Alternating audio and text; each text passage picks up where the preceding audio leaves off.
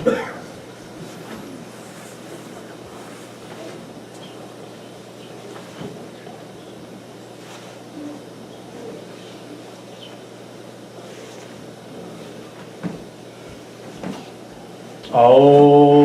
بالله السميع العليم من الشيطان اللعين الرجيم. بسم الله الرحمن الرحيم. الحمد لله رب العالمين، والصلاة والسلام على شرف الأنبياء والمرسلين سيدنا ونبينا وشفيعنا بالقاسم محمد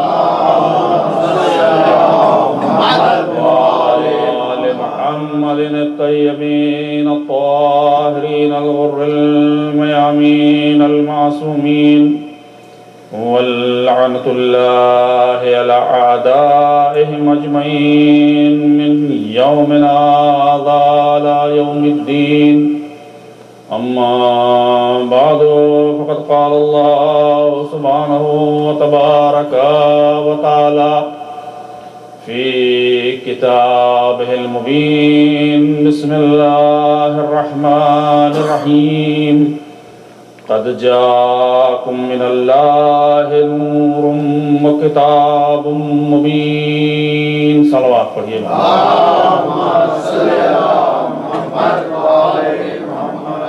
جس نیت، جس ارادے، جس عقیدت مندی اور جس محبت سے اس مجلس کا انعقاد کیا گیا ہے، پروردگار عالم سے دعا ہے کہ وہ اپنی بارگاہ میں اس کو قابل قبول بنا دے. اور شب کے اس حصے میں جب آپ یہاں تشریف لائے ہیں اور رحمت کی ہے، پروردگار عالم سے دعا ہے کہ بحق محمد و آل محمد آپ کی اس تشریف آوری کو بھی اللہ اپنی بارگاہ میں قابل قبول بنا دے. ایام اعزا کے ابتداءً جو عشر اولا ہوتا ہے، یہ دن عجیب و غریب ہوتے ہیں. جب یہ ایک دم شروع میں ہوتے ہیں تو احساس ہوتا ہے کہ ابھی بہت دن باقی ہے، لیکن یہ دن اتنی جلدی گزر جاتے ہیں کہ ہم ہاتھ ملتے رہ جاتے ہیں کہ ہم رو نہ سکے. جو حق ادا تھا وہ ادا نہ کر سکے، جو حق ضیافت تھا حسین کا وہ ہم کر نہ سکے پورا.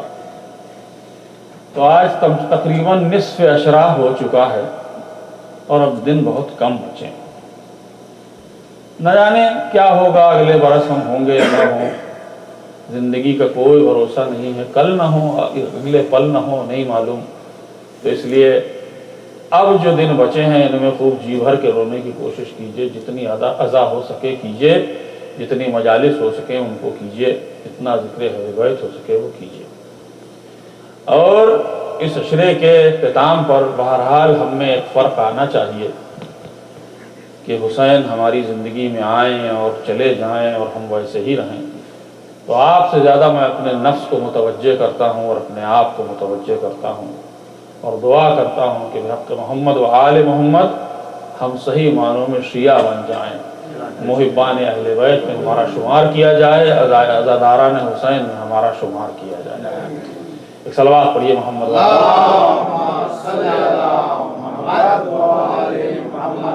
ارشاد ہو رہا ہے کہ دو چیزیں تمہارے لیے بھیجی گئی ہیں، ایک نور اور ایک کتاب مبین.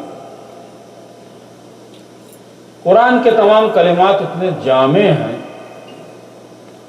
اور ان کی ترتیب ایسی ہے کہ خالق کے کلام ہے اور اس میں ہر جملے میں، ہر لفظ میں، ہر زیر و زبر میں، ہر تشدید اور جزم میں ایک مطلب پنہا ہے کہ جو ابھی تک عقل انسانی حیران ہے کہ تمام کوششوں کے باوجود بھی اس کے معنی اور مطالب کی گہرائیوں تک پہنچ جائے. ایک مختصر ترین بات کہی گئی ہے کہ ہم نے تمہارے لیے نور بھیجا ہے اور کتاب مبین.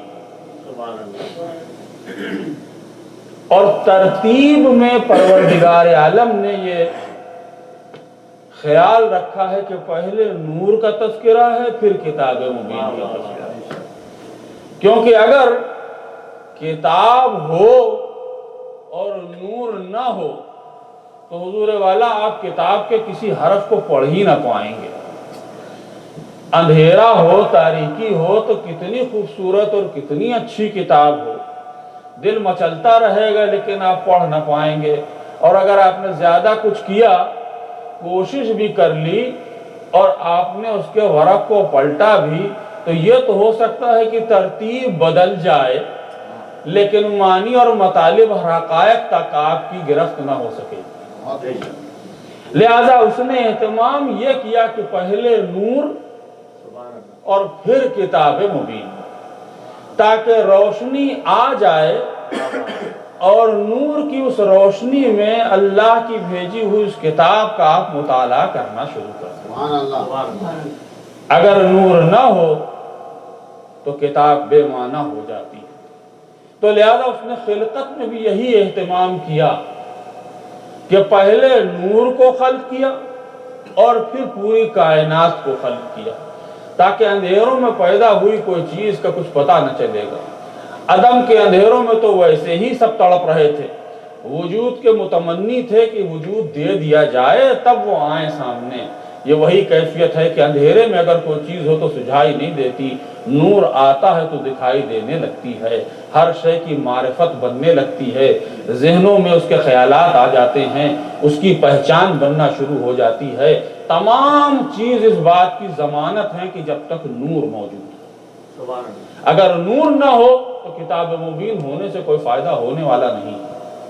تو لہذا کتاب مبین تو اس نے بھیجی ہے، لیکن اس کتاب مبین کو بھیجنے سے پہلے اس نے ایسے نور کا اہتمام کیا ہے کہ جس کی شعاؤں میں اس کتاب مبین کی آیتوں میں وہ نور دکھائی دینے لگے اور تجلیوں کی وہ ہمہ نظر آئے، ایسا تابش انوار نکل رہا ہو اس کتاب سے کہ جس سے ہمارے قلب منور ہو جائیں اور ذہن معطر ہو جائے۔ صلوات پڑھیے۔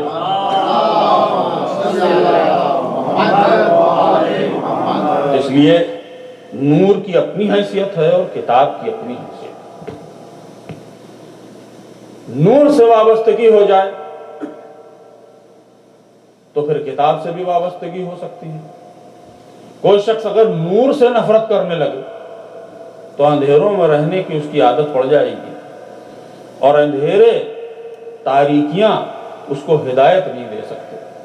نور کی خوبی یہ ہے کہ جتنا گھنگھور اندھیرا ہو، جتنا گھٹا ٹوپ اندھیرا ہو، جتنی زیادہ تاغوتیت ہو، جتنا کالے سیاہ اندھیرے ہو، ایک باریک سی نور کی شعاع اگر نکلتی ہے تو اسی اندھیرے کو شرما کر پیچھے ہٹ جانا پڑتا ہے، کیونکہ نور بزم میں آ جاتا ہے۔ ذرا سی تو اس کی شعاع ہے، ایسا نہیں کہ بہت پاورفل نور ہے، بہت بڑا نور ہے۔ ایک شمع روشن کر دیجئے، میلوں تک اس کی روشنی جاتی ہے، دکھائی دیتی ہے۔ شمع ہدایت جل جائے تو پھر اس کے پروانے اپنے آپ آنا شروع کر دیتے ہیں، لیکن اگر شمع نہ جلائی جائے تو پروانے ٹکریں مارتے رہیں، تلاش نہ کر پائیں گے اپنے مرکز کو۔ تو لہذا پروردگار نے اس نور کو خلق کیا، اس نور کی خلقت کا اہتمام کیا کہ اس نے پہلے ایک کلمہ بنایا اور اس کلمے سے اس نور کو بنایا، پھر نور کو بنایا اور وہ نور بارگاہ رب العزت میں اپنی عبادتوں میں مشغول ہو گیا۔ جب وہ مشغول ہو رہا تھا تو اس کی احدیت کا تقاضا یہ تھا، اس کے واحد ہونے کا تقاضا یہ تھا کہ بعد میں آنے والی مخلوق ایسا نہ ہو کہ اس کو بھی واحد ویسا ہی سمجھ لے، لہٰذا اس نے اپنے عدل و انصاف کے تحت اس کو 2 ٹکڑوں میں تقسیم کر دیا۔ جب یہ 2 ٹکڑوں میں تقسیم ہوا تو اس کی تینت میں کوئی فرق نہ آیا، یہ بھی سجدہ کر رہا تھا، وہ بھی سجدہ کر رہا تھا۔ ان کے سجدوں کو دیکھ کر پروردگار نے کہا کہ تمہارے سجدے اتنے اچھے ہیں، تم نعمتوں کا اتنا شکر ادا کر رہے ہو، ان تعدوا نعمت اللہ لا تحصوها، ارے تم کو اتنی نعمت دی جائے گی کہ تم اس کا احصاء نہیں کر سکتے، نعمت کرتے چلے جاؤ گے، لازیدنکم، تمہاری نعمتوں میں ہم اضافہ کرتے جائیں گے۔ کثرت سجدہ کا نتیجہ یہ ہوا کہ اسی نور کو 14 حصوں میں تقسیم کر دیا گیا، ہر نور میں वही रोशनी नजर आ रही थी, हर नूर में वही शुआ जल रही थी, हर नूर की किरणें वैसे ही फूट रही थी। इनमें दरमियान में एक नूर था जिसको सिनफे निस्वा की मरकजियत बना दिया गया, और उसके चारों तरफ ऐसी नूर की तनवीर थी कि बस आपको क्या कहा जाए। शायर ने क्या खूब कहा है कि नजरों की कमंदें क्यों जल जल के न गिर जाएं, वो नूर मुजस्सम है तनवीर के हल्कों में। तो वो ऐसी शख्सियत कि जिसको उसने बना दिया। मुसलसल कसरत सजदा के बाद इतना पसीना आया कि जब उस पसीने को झटका तो उस कैफियत ये थी कि आदम नूह और इब्राहिम और मूसा और ईसा की खिलकत उसी पसीने से कर दी गई। अब जो खमीर था उस खमीर को भी बनाया गया, उस खमीर से इनकी तीनत की गई। बचे हुए खमीर से जो हमा शुमा के लिए एक जर्रा भी मिल गया तो आफताब हो गया, और हम थे कहाँ और कहाँ से कहाँ पहुंच गए। थे कहाँ, जाते कहाँ, लेकिन हमको ईमान की तरफ पहुंचा दिया। ईमान ऐसा नहीं मोहब्बत के साथ उनकी तरफ बढ़ा दिया। तो उसने नूर की इतनी खिलकत में जब इतना एहतमाम किया है तो दुनिया भी मरूब हो गई। उसने भी तलाश करना शुरू किया, नूर की तमाम खुसूसियात को पता करना शुरू किया। आज नहीं, आज से बहुत पहले उन्होंने नूर की रफ्तार को पकड़ने की कोशिश की। उन्होंने कहा कि बड़ा तेज चलता है, जहां चमकता है दूर दूर तक पहुंच जाता है, आवाज से भी ज्यादा तेज है, जरा इसकी तहकीक की जाए। तहकीक करने के बाद उन्होंने ये बताया कि अगर इसके सामने कोई ऐसी शय रख दी जाए कि ये नूर अपने टुकड़ों में बट जाए तो ये एक ही नूर होता है, लेकिन 7 टुकड़ों में तकसीम हो जाता है, जो सतरंगा बन जाता है। इसमें लाल रंग भी होता है, इसमें सफेद, इसमें नीला रंग भी होता है, इसमें जर्द रंग भी होता है। मुख्तलिफ रंगों को मिलाकर एक नूर सफेद बनता है। तो एक को जब तकसीम किया तो वो 7 में तकसीम हुआ। मैंने कहा था ना, इब्तिदा में 2 थे, जब 2 के सामने यही रख दिया जाएगा तो जब तकसीम होंगे तो 7 और 7 मिलकर 14 बन जाएंगे। मोहम्मद वाले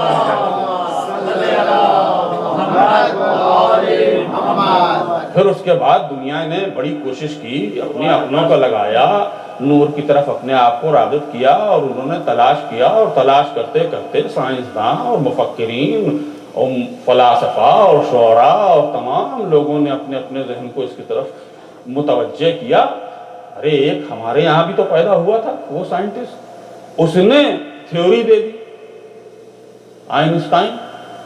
उसने ये थ्योरी दी कि अगर कोई शय चाहती है कि उसके लिए वक्त ठहर जाए, मादा चाहता है कि वक्त उसके लिए ठहरा दिया जाए, तो उसको नूर की रफ्तार अगर दे दी जाए तो मादे के लिए वक्त ठहर जाएगा, मादे के लिए कोई कोहनगी न होगी।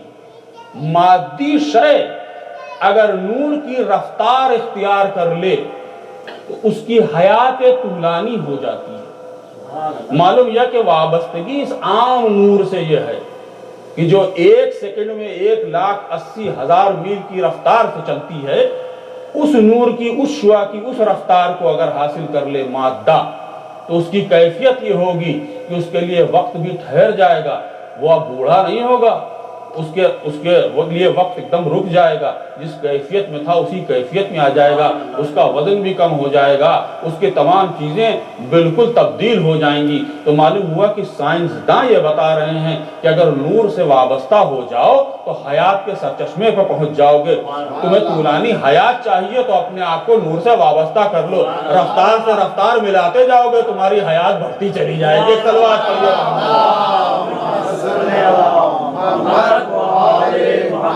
ताकि तुम समझ लो कि नूर ऐसा है कि जिसकी अब ये हमारा नूर है, बनाया हुआ, ये लगा है, रोशनी दे रहा है, और इसकी रोशनी से हम सब मुस्तफीद हो रहे हैं। लेकिन ये हमारा बनाया हुआ नूर, और इसकी क्या ताकत है और इसमें क्या कितनी देर चलेगा ये, इसके लिए भी एक ताकत चाहिए जिससे ये चले, वरना अगर वो ताकत खत्म हो जाए तो ये नूर भी खत्म हो जाएगा। तो मतलब हर नूर को एक ताकत की जरूरत होती है। तो उसने जो नूर बनाया उसको भी तो ताकत दी होगी। अगर नूर की सिफत यही है कि वो ताकत से ही चलता है, उसके पीछे कुव्वत चाहिए, तो उसने वो नूर जो बनाया, अव्वल नूर, उसके पीछे भी तो एक ताकत होनी चाहिए। तो जरा पलट के इनसे पूछ ले कि कौन सी ताकत आपके पीछे है। किस ताकत के जरिए आप इतना नूर फैला रहे हैं पूरी कायनात में कि जब आपका नूर तुलू होता है, निकलता है मक्के की उन वादियों में, तो ऐसा नहीं है कि सिर्फ नूर निकल रहा है। नूर वाला नूर की कैफियत ये होती है कि वो अगर आफताब की रोशनी में भी निकल आता है तो उसका साया नहीं बनता। तो एक कुव्वत है जो पीछे चल रही है, एक कुव्वत है जो आपको दिए हुए है। कौन सी कुव्वत है? तो अब शायद ये ना बताएं तो चलिए बुजुर्ग नूर से नहीं तो उसका जो असगर नूर है उससे पूछ लेते हैं। बाटा तकसीम तो बराबर ही किया गया था, लेकिन जरा पूछ लेते हैं आपके पीछे कौन सी कुव्वत है जो काम कर रही है।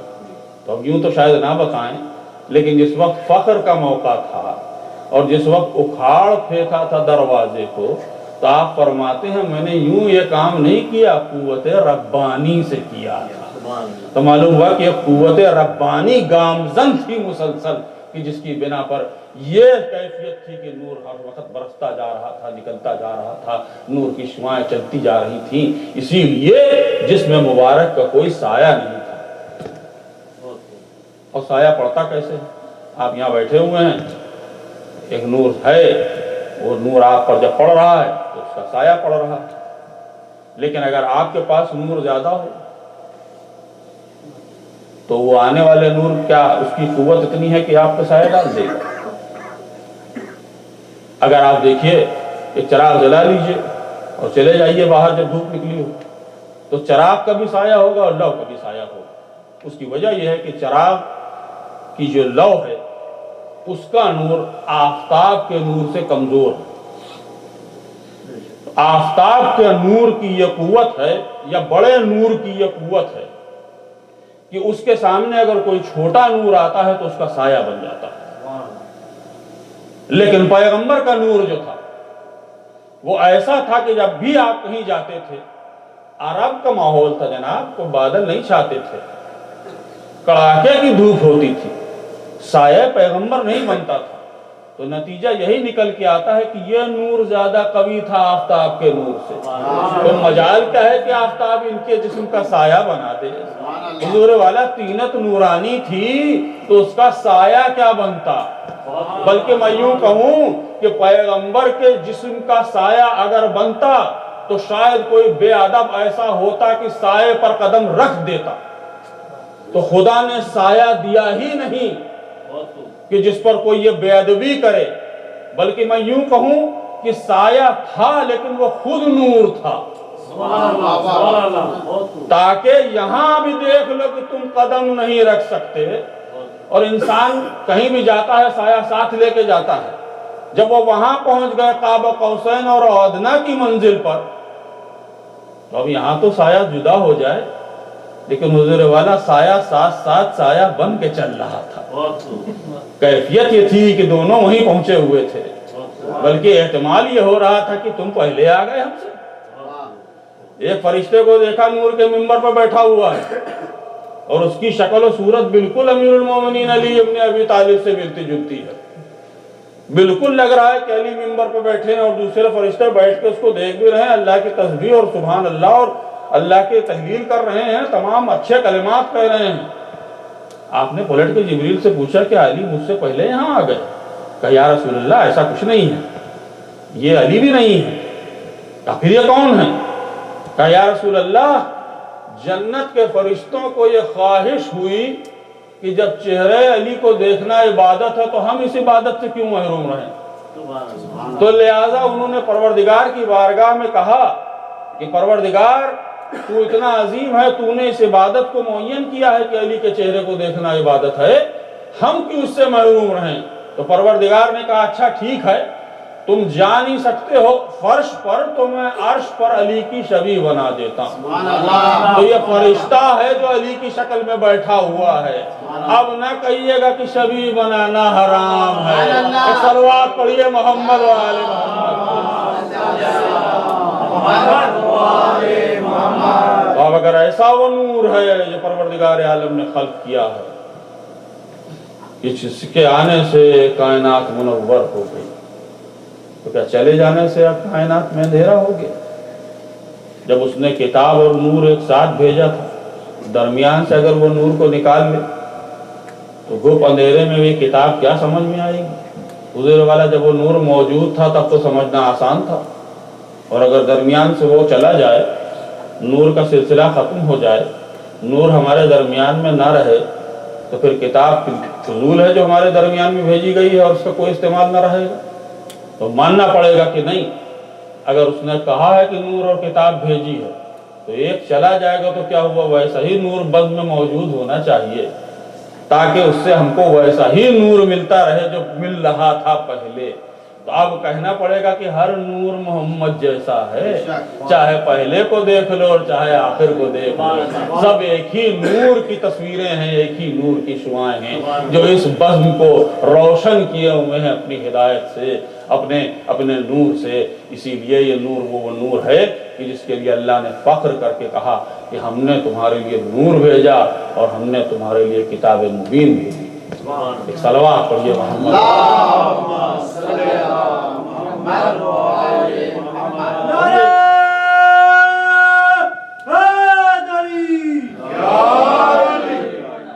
حضور والا جب نور کی یہ کیفیت ہے تو کتاب کی کیا کیفیت ہے؟ کتاب کے بارے میں کیا کہا جائے؟ کتاب کہ جس کی ایک ایک سطر ایسے لگتا ہے کہ جیسے موتیوں سے پرو دی ہے، جس کے متن اور حاشیے میں جیسے لگتا ہے کہ پوری انسانیت کا پیغام پنہا کر دیا گیا، جس کی ایک ایک آیت بڑھ بڑھ کے خدا کی سنائی کا اعلان کر رہی ہے، جس میں محکم بھی ہے، متشابہ بھی ہے، اس میں ناسخ بھی ہے، منسوخ بھی ہے، جس میں ہدایت بھی ہے، جس میں رشد بھی ہے، جس میں انبیاء کے قصص بھی ہیں اور جس میں عبرت بھی ہے، جس میں قیامت کے تذکرے بھی ہیں اور جس میں نیکی کی جزا اور سزا بھی ہے، جس میں اچھائیوں کے اوپر لوگوں کی تعریف بھی ہے، جس میں برائیوں کے لیے مذمت بھی ہے۔ یہ کتاب وہ ہے کہ جس نے شروع سے لے کر آخر تک انسانیت کو ہمیشہ مبہوت کر دیا۔ جس وقت نازل ہوئی تھی اس وقت اس نے دعویٰ کیا تھا کہ ہو اگر تو لے آؤ اس کے مقابل میں ایک کتاب۔ کتنا آسان دعویٰ تھا۔ عرب کے وہ زبان والے لوگ جو اپنے آپ کو عرب کہتے ہیں، ہم اور آپ تو عجم ہیں، ہم تو گونگے ہیں، ہماری زبان کی کیا حیثیت؟ عرب کو بڑا فخر تھا اور جس پر فخر تھا وہی معجزہ پیغمبر نے پیش کر دیا کہ دکھلاؤ تمہاری زبان کیسی ہے اور بتاؤ کہ تم کس کا جواب لا سکتے ہو کہ نہیں۔ پھر چیلنج کم کیا گیا کہ اچھا پوری کتاب نہیں لا سکتے تو ایک سورے کا بدلہ لے آؤ، مقابل لے آؤ، اور پھر جب وہاں بھی بات نہ ٹھہری تو پھر ایک مختصر سورے کی بات، اِنَّا أَعْطَيْنَاكَ الْكَوْثَرَ، اس سے چھوٹا سورہ ہے ہی نہیں، وہ پیش کر دیا گیا۔ پھر کہا گیا اچھا یہ بھی نہیں تو ایک آیت لے آؤ۔ تو تب سے لے کر کے اب تک وہ چیلنج ہے۔ کتنے پیدا ہوئے بڑے عاقل لوگ، بڑے سمجھدار، ایک سے ایک پیدا ہوئے اس زمانے میں، بوڑھے جوان ہر طرح کے، بڈھے بھی تھے اور جوان بھی تھے، عقلیں ایک سے ایک تھی، لے آتے جواب اس کا کوئی اس کتاب نہ لا سکے۔ کتاب اپنے اندر ایک معجزہ بن کے سامنے آئی اور اس کتاب نے آج تک، سوچئے ذرا کتنی سائنس نے ترقی کی ہے، کتنا ترقی کر کے اس 20 سال میں سائنس کہاں سے کہاں پہنچ گئی۔ ہر روز ایک نئی ترقی، ایک نئی چیز، ہر روز ایک نئی جدت پیدا ہو رہی، نئی ایجادات آ رہی۔ ایسے میں اگر کوئی کتاب ہے جو ابھی بھی چیلنج بنی ہوئی ہے تو بس قرآن ہے، اس کے علاوہ کوئی نہیں۔ کیونکہ سائنس نے جب ترقی کی تو اسکرپچرز کے لیے چیلنج بن گئی، چاہے وہ بائبل ہو اور چاہے وہ تورا ہو، دونوں کے لیے چیلنج ہو گیا۔ سائنس کی ترقی نے ان کی آیات کو جو ان کتابوں میں تھی ہمیشہ کے لیے ختم کر دیا۔ لہذا ایک پورا طبقہ پیدا ہوا مذہبی لوگوں کا کہ جنہوں نے سائنس سے ہی انکار کر دیا۔ آج ایولیوشن کی تھیوری کے اوپر انکار ہے، آج کسی پر انکار ہے، آج کسی پر انکار ہے، آپ یہ نہیں مانتے، یہ نہیں مانتے، اس لیے کہ تمام سائنس کی ایجادات اس کتاب کے مخالف جا رہی ہے، تحریف شدہ۔ صرف ایک کتاب ہے کہ جس کی ابھی بھی چیلنج ویسا ہی باقی ہے کہ ہر روز جب ترقی ہوتی ہے معلوم ہوتا ہے یہ تو پہلے ہی اس کتاب میں موجود تھا. تم نے کون سی نئی بات کر دی ہے اور نئی ایجاد کر دی ہے؟ کتاب تو پہلے ہی کہہ رہی تھی. آپ دیکھتے چلے جائیے آپ کی زندگی میں ہے کبھی آپ نے سنا ہے کہ کوئی نیا ایجاد ہوا ہو اور اس سے قرآن کی کسی آیت کے اوپر حرف آ گیا؟ یہ تو قرآن کا جیسے لگتا ہے کہ ایک نیا باب کھل جاتا ہے نئی ایجاد سے. قرآن ایک نیا سبق دے دیتا ہے کہ تم نے یہ ایجاد کی ہے، ہمارے یہاں پہلے ہی موجود تھا، ہم پہلے پیشن گوئی کر چکے ہیں اس کی. اور تو اور جب اسکرپچرز کی یہ حالت ہو گئی تو کیفیت یہ ہوئی کہ فرانس کا ایک سائنسداں تھا اور اس نے اس قرآن کو کہیں سن لیا اور سننے کے بعد ترجمہ سنا تھا، اصل کتاب نہیں سنی، عربی نہیں سنی. ترجمہ سننے کے بعد اس پر اتنا اثر ہوا کہ وہ مرعوب ہو گیا، اس کتاب سے مبہوت ہو گیا. تو اس نے کہا کہ ایسا ہے. وہ خود ڈاکٹر تھا، فزیشین تھا، اپنے پروفیشن سے ٹائم آف لیا، پتہ کیا کہ یہ کتاب کون سی ہے. بتایا گیا قرآن مجید اسلام مسلمانوں کی کتاب ہے. کہاں نازل ہوئی تھی؟ کہا یہ حجاز میں نازل ہوئی تھی، یعنی مکہ اور مدینہ. اس نے اپنا پروفیشن چھوڑ کے سفر اختیار کیا حجاز کا، کیونکہ وہ جانتا تھا کہ زبان کے ڈائلیکٹس بدلتے رہتے ہیں. ہمارے یہاں جس وطن سے ہم لوگ آئے ہیں وہاں ہر 10 میل پر ڈائلیکٹ چینج ہو جاتا ہے، زبان کا لہجہ الفاظ میں فرق آ جاتا ہے. تو وہ اصل جہاں نازل ہوا تھا وہاں پہنچ گیا اور اس نے وہاں رہ کر کے زندگی گزاری تاکہ وہ وہی زبان سیکھ جائے جو قرآن کی زبان ہے. اور جب وہ اس کو یقین ہو گیا کہ میں اس زبان کو سیکھ گیا ہوں تو اس نے پھر سے قرآن کو پڑھنا شروع کیا. اور اس کے بعد چونکہ وہ سائنٹسٹ تھا، ڈاکٹر تھا، سائنس اس کا شغف تھا، جانتا تھا، ماہر تھا اپنے فن کا، اس نے قرآن کی ان سائنس والی جتنی آیات تھیں ان کی تحقیق کرنا شروع کی. اور اس نے تحقیق کرنے کے بعد یہ نتیجہ نکالا کہ اس پوری دنیا میں اگر کوئی کتاب یہ دعویٰ کر سکتی ہے کہ یہ خدا کی کتاب ہے تو سوائے قرآن کے اور کوئی کتاب نہیں. ایک صلوات پڑھیے محمد.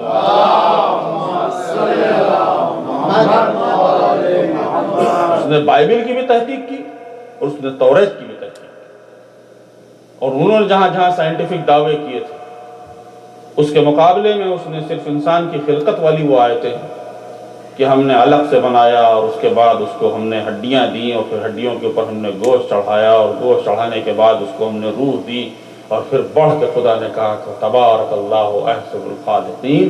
کیا کہنا اس خدا کا کہ اس نے مٹی سے انسان کو انسان بنا دیا.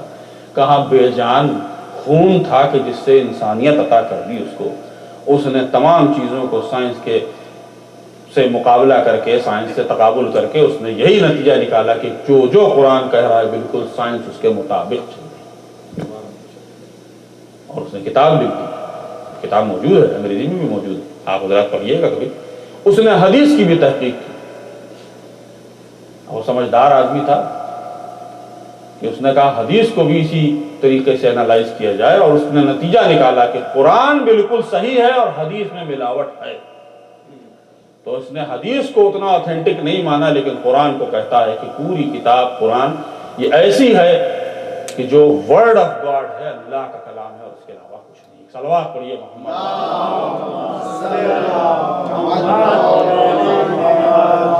ایک دوسرا واقعہ ہے جو ایران کا ہے. ایران کے کسی گاؤں میں ایک شخص رہتا تھا جو بالکل ان پڑھ تھا، اور یہ ابھی زیادہ پہلے کی بات نہیں، میرے خیال سے میرے تخمینے کے مطابق 30 40 50 سال پہلے کی بات. وہ کھیتوں پہ کام کرتا تھا، اس کی کاشتکاریوں بھی اپنے کام کرتا تھا، مزدوری کرتا تھا.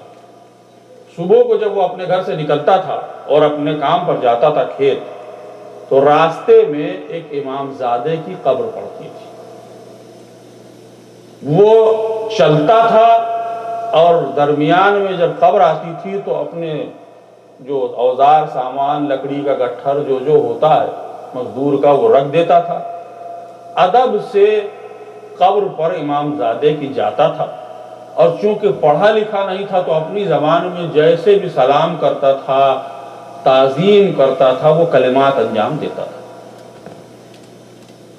مسلسل اس نے یہ کام کیا کہ جانے میں بھی یہ کام کرتا تھا اور کام سے جب پلٹ کے آتا تھا تو بھی یہی کام انجام دیتا تھا۔ ایک عرصے کے بعد اس کی اس تعظیم اور اس کی اس محبت کا نتیجہ یہ ہوا کہ وہ ان پڑھ آدمی جو ایک لفظ نہیں پڑھ سکتا تھا، جب وہ قرآن مجید کو کھولتا تھا تو آیات سے اس کو نور ساتے ہوتا ہوا نظر آتا تھا۔ یہ ایک بہت بڑا معجزہ تھا کہ اللہ نے اس کو یہ اس کی نیکی کی جزا عطا کی کہ یہ شخص پڑھ نہیں سکتا لیکن آیات جو اللہ کا کلام ہے اس سے اس کو نور آتا ہوا دکھائی دیتا ہے۔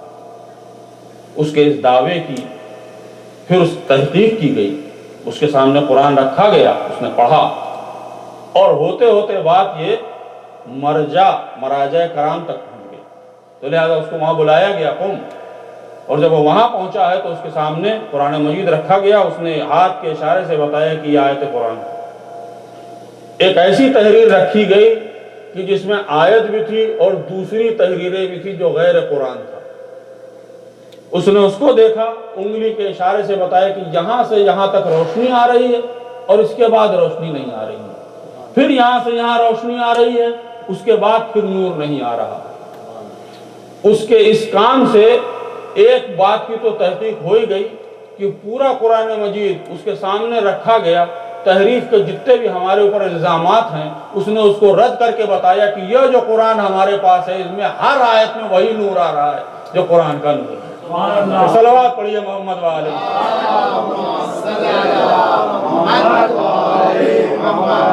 معجزہ دیکھیں آپ اس قرآن کا کہ وہ انسان کی جو بالکل جاہل ہے، جو بالکل پڑھ نہیں سکتا، الفاظ سے واقف بھی نہیں ہے، لیکن قرآن سے آنے والے نور کو پہچان سکتا ہے۔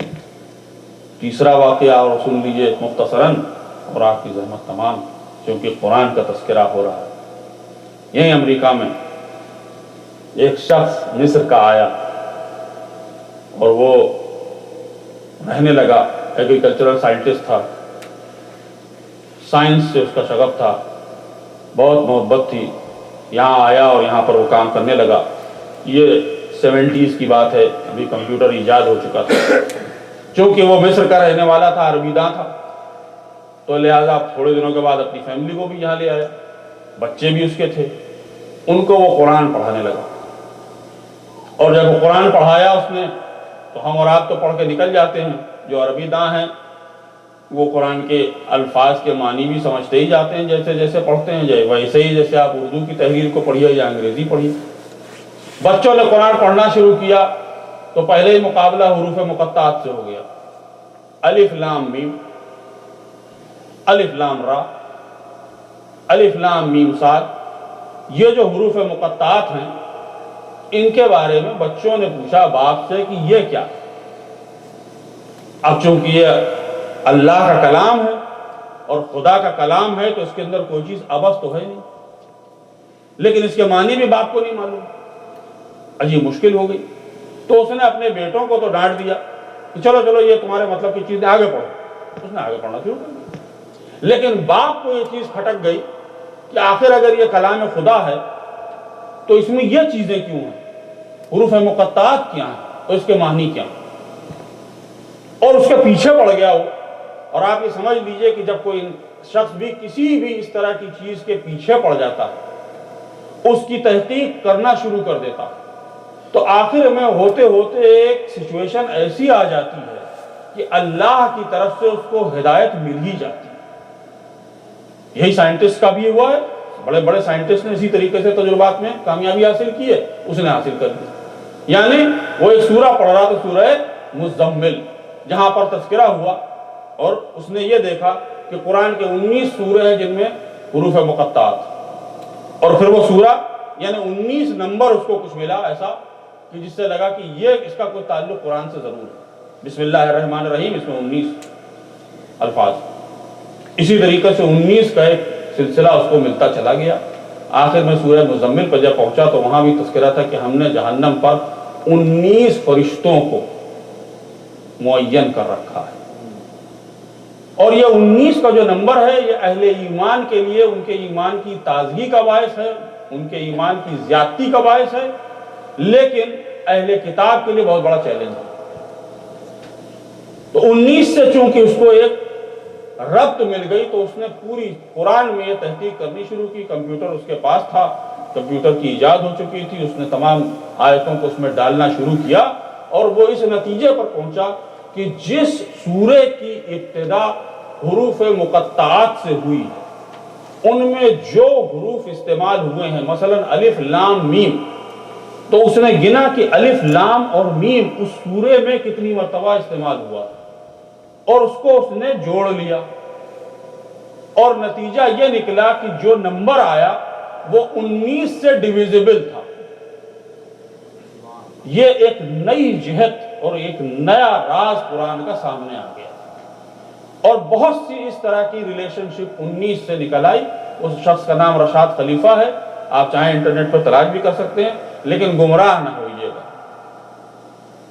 بہرحال ایک ایسی تحقیق تھی جو اب تک کسی کے سامنے نہیں آئی تھی، اس نے اہل کتاب کے سامنے بھی رکھ دی اور پوری دنیا کے سامنے رکھ دی، اور ایک نیا انکشاف قرآن کا سب کے سامنے آ گیا، اور ایک بہت بڑا چیلنج ہو گیا۔ بڑی تعریفیں ہوئی اس کی، اسلامی دنیا میں بڑی تعریفیں ہوئی، لیکن خدا جس کو ہدایت پہ رکھے اور جو شخص تکبر نہ کرے وہی کامیاب ہوتا ہے۔ کچھ دنوں کے بعد ان کو یہ تکبر پیدا ہو گیا کہ میں نے اتنا بڑا کام کر لیا، اپنی نبوت کا دعویٰ کر بیٹھے۔ تو نتیجہ یہ ہوا کہ وہی اسلام، وہی مسلمان جو اس کے بڑے چاہنے والے تھے اس کے دشمن بن گئے، اور آخرکار اس کا قتل کر دیا گیا، مار دیا گیا۔ تو 19 کا بہرحال ایک سلسلہ تو وہ دے کے چلا گیا۔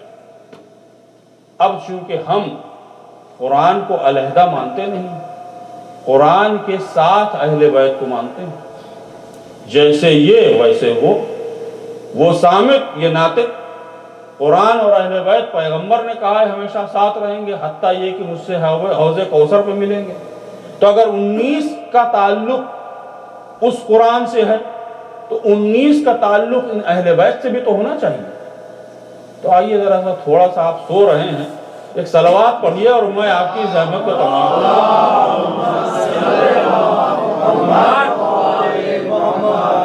ذرا آئیے تھوڑی سی میتھمیٹکس کا استعمال کر لیتے ہیں، 2 منٹ لگے۔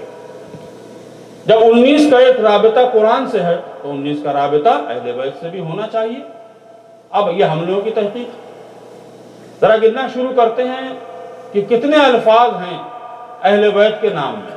پہلا نام ہے محمد صلی اللہ علیہ وآلہ وسلم، 4 میم ہے میم دال، کتنے ہوئے؟ 4 گنتے رہیے گا۔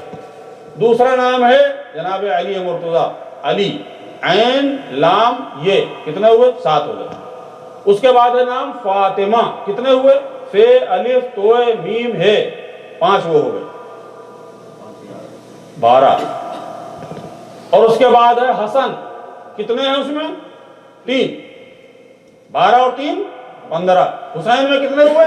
4۔ 19 پنجتن کے نام میں بھی ہم کو مل گئے۔ اب اگر دنیا کہے کہ قرآن اور اہل بیت جدا ہیں تو ہم یہاں بھی دیکھتے ہیں اتنی مماثلت ہے کہ اگر 19 کا ایک رشتہ اس قرآن سے بھی ہے تو 19 کا رشتہ اہل بیت علیہ السلام سے بھی ہے۔ ایک صلوات پڑھیے محمد۔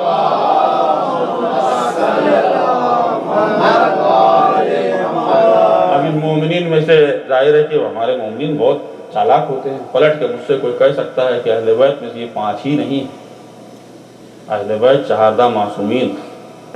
تو یہ ہوم ورک آپ لوگوں کے لیے ہے، کر ڈالیے گا، کل شام کو ملیے گا تو مجھے بتائیے گا۔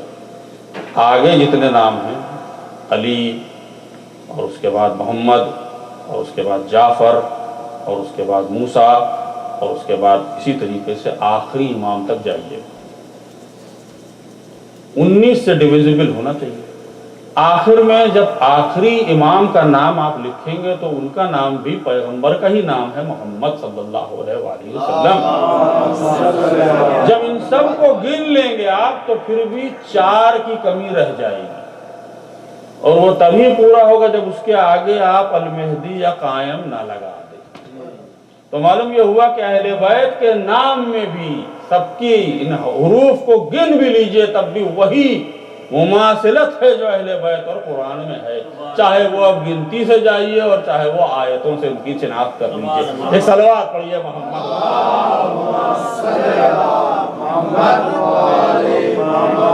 تو یہ ہے قرآن کہ جس کو اللہ نے بھیجا ہے، اور وہ ہے نور کہ جس کو اللہ نے اس قرآن سے پہلے بھیجا ہے، تاکہ نور اور قرآن دونوں ساتھ ہوں اور ہدایت ہوتی رہے۔ اب آپ اندازہ کر لیجئے کہ اگر کوئی نور کے ساتھ زیادتی کرنے کی کوشش کرے تو خداوند عالم نے اس نور کے شمع کے لیے فانوس کا بھی انتظام کیا ہوا ہے۔ جب اول نور آیا تھا تو اس کی فانوس ساتھ میں تھی۔ کربلا میں جب نور آیا تو تنہا نہیں آیا، فانوس کو بھی اسی فانوس نے اللہ کی بارگاہ میں دعا کر کے کہا کہ پروردگار، حسین کا ایک ناصر چاہیے جو کربلا میں حسین کی نصرت کرے اور میری نیابت کرے۔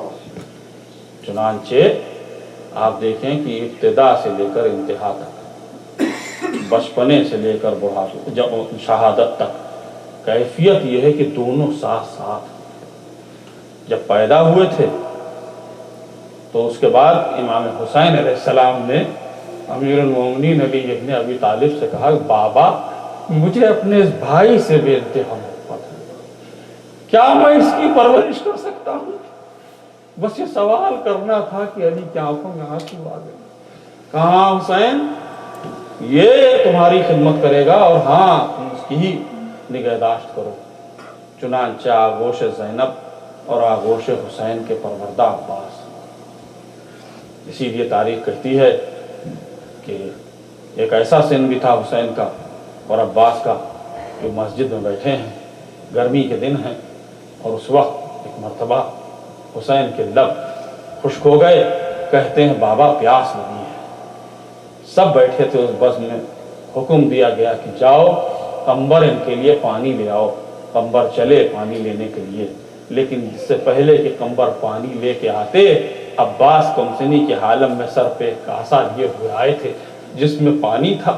بچپنا تھا، دوڑتے ہوئے آئے ہوں گے، لہٰذا وہ پانی چھلک کے عباس پر گر بھی گیا تھا کچھ۔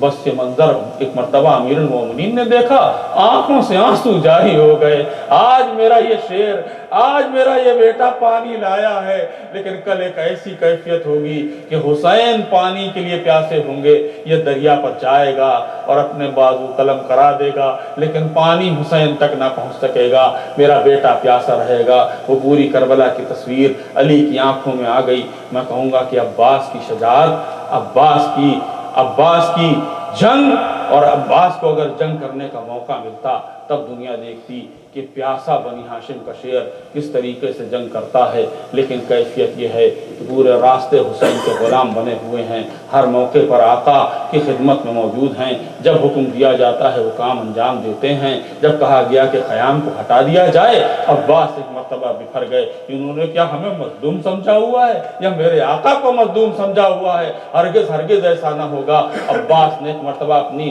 شمشیر اٹھا لی، بس یہ سننا تھا کہ یہ خبر اندر خیمے میں پہنچ گئی، زینب کو مل گئی۔ حسین نے زینب سے جا کے کہا عباس بپھر گئے ہیں، عباس کو سنبھالنا مشکل ہے، اس لیے کہ میں نہیں چاہتا ہوں کہ یہ جنگ پانی کی وجہ سے ہو۔ اے زینب، تم عباس کو بتاؤ کہ صبر کریں اور اس وقت خیموں کو ہٹا لیں۔ بس یہ حسین نے جا کے زینب سے کہا تھا۔ زینب نے کہلوایا کہ عباس، تم کو ثانیہ زہرا نے بلایا ہے۔ بس چلے آئے خیمے میں، آ کر اپنے زانو ادب طے کیا، شہزادی کوئی حکم ہے؟ اور جواب یہ ملا کہ عباس، جو حسین چاہتے ہیں وہ ہوگا۔ دیکھو عباس، پانی کے لیے جنگ نہ ہو، لہذا ہم کو اپنے خیمے ہٹا لینے چاہیے۔ سر جھکا کر کے خیمے سے باہر نکل آئے۔ شہزادی کا حکم ہے تو بھلا عباس کیوں کر بولے؟ ہاں، خیمے ہٹا لیے گئے، لیکن ذرا سوچئے کہ اس شجاع اور بہادر کے دل پر کیا گزری ہوگی۔ مسلسل یہی ہوتا رہا، کبھی کوئی حسین کو تانے دیتا تھا، کبھی کوئی حسین کو کچھ کہہ دیتا تھا۔ عباس کے دل پر کیا گزر جاتی تھی ہوتے ہوتے شہادت کی منزل ہے۔ عزیزو، مجھے شہادت نہیں پڑھنی ہے، شہادت کی تاریخ ہے جس دن شہادت پڑھوں گا میں، لیکن بس شہادت کے وہ گوشے آپ کی خدمت میں پیش کرنا چاہتا ہوں کہ جن کو آپ سن لیں اور آپ سمجھ جائیں گے کہ کس قسم کی شہادت تھی۔ ایک عرصہ گزرنے کے بعد وہی حضرت ابوالفضل عباس کا روضہ ہے کہ جس کو جو بوسیدہ ہو گیا ہے۔ علامہ مہدی بحر العلوم اس وقت اس روضے کے تمام تعمیرات میں شامل تھے اور اس کے متولی تھے، لہٰذا انہوں نے ایک معمار کو بلایا اور اس کو دکھلا رہے تھے کہ روضے میں تعمیر کہاں کی جائے گی۔ ہوتے ہوتے ایک مرتبہ مہدی بحر العلوم اس معمار کو لے کر چلے گئے ہیں تہخانے میں جا کر انہوں نے بتانا شروع کیا کہ دیوار پر کیا کام ہونا ہے، کہاں کیا کام ہونا ہے۔ وہ گفتگو کرتے جا رہے تھے اور یہ معمار تھا کہ جو قبر کی طرف دیکھتا جا رہا تھا اور دیکھ کے متوجہ نہ تھا۔ وہ بتاتے جا رہے ہیں یہاں یہ کام ہونا ہے، یہاں یہ کام ہونا ہے، یہاں ایسے بننا ہے، یہاں ایسے ہونا ہے، یہ کام کیا جائے گا۔ وہ سنتا تو ضرور جا رہا ہے، نظر جو ہے اس کی نظریں حضرت عباس کی قبر کی طرف ہیں۔ جب آقا نے پوری گفتگو کر لی تو ایک مرتبہ پلٹ کے عجب سوال کرتا ہے کہ آپ لوگ پڑھتے ہیں مجلس میں اور ہم نے سنا ہے فضائل ابوالفضل عباس اور مصائب میں کہ آپ اتنے لہیم شہیم تھے کہ جب گھوڑے پہ سوار ہوتے تھے تو پیر زمین پر خط کرتے تھے۔ اتنے لہیم شہیم بدن کے جب عباس تھے تو میں دیکھتا ہوں کہ قبر تو بہت چھوٹی ہے۔ بس یہ کہنا تھا کہ مہدی بحر العلوم اپنے آپ کو سنبھال نہ پائے، سر لے کر کے دیوار پر مارنا شروع کر دیا۔ جیسے ہی سر کو مارا معمار پریشان ہو گیا، اتنا بڑا عالم اور اس کیفیت میں اس نے ہاتھ جوڑ لیے۔ آقا میں نے کوئی غلطی تو نہیں کی؟ کہا نہیں تو نے غلطی نہیں کی ہے، لیکن تو نے ایک ایسا مصائب کا گوشہ کھول دیا ہے کہ میں سوچ کر تڑپ گیا ہوں۔ اس نے پوچھا آقا کیا ہوا؟ میں نے کیا کہا؟ کہا کہ تو نے قبر کو دیکھ کر کہا کہ قبر بہت چھوٹی ہے۔ ارے تو جانتا ہے عباس کے جسم کو ٹکڑے ٹکڑے کر دیا گیا تھا۔ جناب سجاد نے ایک چٹائی میں عباس کے جسم کو لپیٹ کر سپرد خاک کیا تھا۔ یہ قبر ویسی نہیں ہے، اس میں عباس کے جسم کے ٹکڑے ہیں۔ عزیزو، عباس کے جسم کا یہ حال، اور اس کے بعد جب لٹا ہوا قافلہ یزید کے پاس پہنچا ہے تو عجب کیفیت تھی۔ وہاں تبرکات پیش کیے جا رہے تھے۔ آخر میں تبرکات پیش کرتے کرتے وہ علم پیش کیا گیا جو عباس نہر میں لے کے گئے تھے۔ عزیزو، علم کی عجب کیفیت تھی، آپ سن سکیں گے۔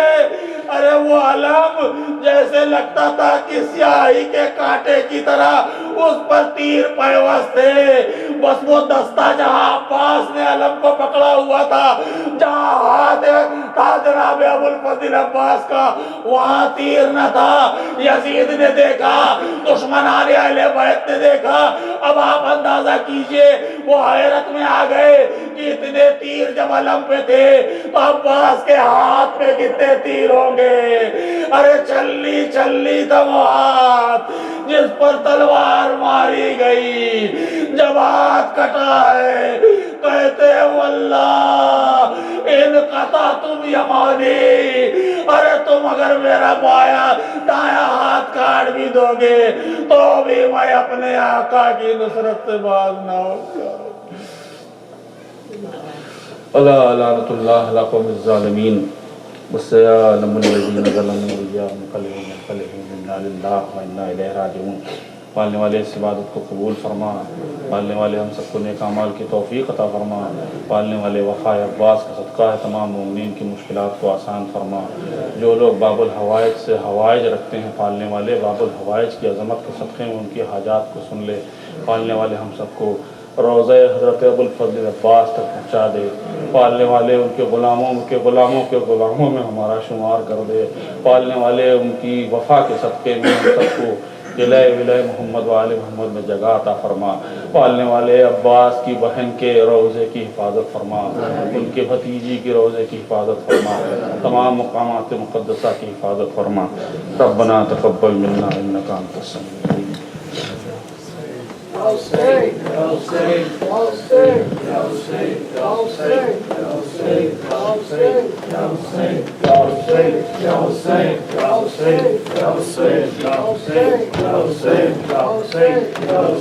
Ya